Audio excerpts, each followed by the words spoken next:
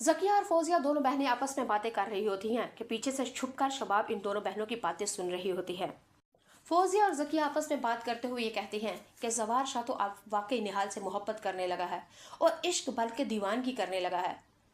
ज़किया ने फौजिया की ये बात काटते हुए कहा कि अब शबाब का गरूर मिट्टी में मिलेगा, क्योंकि शबाब को यही गरूर था कि मेरा ज़वार शाह मुझसे मोहब्बत करता है, लेकिन अब शबाब का गरूर निहाल और ज़वार शाह की मोहब्बत ही इसका गरूर मिट्टी में मिलाएगी। नाज़रीन व सामीन, ये बात सुन के शबाब से रहा ना गया, छुपी हुई दरवाजे के पीछे बिल्कुल सामने आ जाती है और आके ज़किया और फौजिया को दोनों को कहा, अपनी अपनी राय साफ रखो, मेरी बात सुनो, किसी माई के लाल की जरूरत नहीं कि शबाब के साथ के पंगा ले। और रही बात अगर ज़वार शाह की और निहाल की क्या औकात है। निहाल तो इस घर की नौकरानियों से भी बदतर है। निहाल की तो वो भी इज्जत नहीं जो इस घर की नौकरानी की इज्जत है।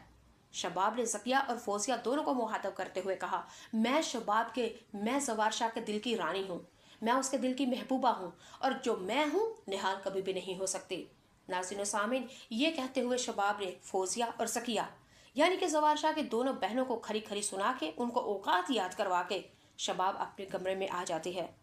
लेकिन शबाब जब अकेली उधर आप लोग देखेंगे, शबाब जब अकेली कमरे में होगी तो फिर उसको वाकई ज़किया और फौजिया की बातें लगेंगी तो जहर, लेकिन बातें थी सच्ची और सच होता है कड़वा। अगली एपिसोड में आप लोग देखेंगे शबाब कमरे में मछली की तरह तड़प रही होती है, बेकरार होती है, क्योंकि उसको ज़किया और फौजिया की ये बात हजम नहीं हो रही होती। ज़वार शाह जब कमरे में आता है तो बार बार में पूछती है, ज़वार शाह क्या तुम मुझसे वाकई मोहब्बत करते हो? क्या पहले जितनी मोहब्बत करते हो? क्या मुझे छोड़ के तो नहीं जाओगे? तुम्हारी मोहब्बत में कमी तो नहीं आएगी? नाज़रीन व सामीन, अगले एपिसोड में आप लोग देखेंगे ज़वार शाह ने शबाब से साफ साफ कह दिया कि आखिर तुम कहना क्या चाहती हो, तुम पागल नहीं हो चुकी? ज़वार शाह की बात सुन के हमारी शबाब साफ साफ कहेगी कि हाँ, पागल हो चुकी हूँ मैं, नहीं सुकून आता मेरी जान को, जब आप निहाल के कमरे में होते हैं तो मेरे तन बदन में आग लग जाती है, मुझे ऐसे लगता है जैसे वो तुम आपको मुझसे छीन लेगी।